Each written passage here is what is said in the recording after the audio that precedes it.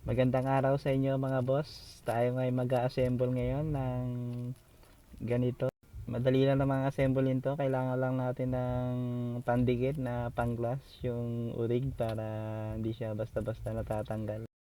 Una, gagawa muna tayo ng bibe. Ayan, madali na natin kasi mahaba-haba to pag nagawa na natin yung bibing ganito. Tsaka naman tayo magtitimpla ng pangkulay yung nababagay sa inyong paningin. Yan, lalagay na natin dito. Pag nalagay na natin yung pangkulay, tsaka natin siya ididikit. Lalagyan natin siya ng pandikit na pang-glass yung rig para hindi siya basta-basta natatanggal. Yung base na to, maganda dito. Yung salamin to para nagre-reflect. Ang isusunod nating ididikit dito yung lagayan ng mga bubbles. Lalagyan lang natin siya ng pandikit na pang-glass. Tapos ididikit natin siya katabi ng BB na yan. Nasa inyo kung anong design, pwedeng patagilid, pwedeng paharap, pwedeng paano. Tapos yan, lalagyan na natin yung mga bubbles na yan pag tumigas ng konti. Tinandaan ko pa, hindi pa kasi matigas eh. Ayan, pag nalagay na natin yan, yan nakaporma na.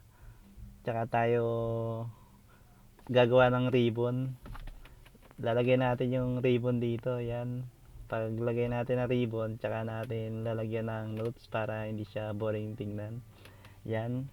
Ito na naman yung notes na ginawa natin. Sample lang to. First anniversary. Yan, yan.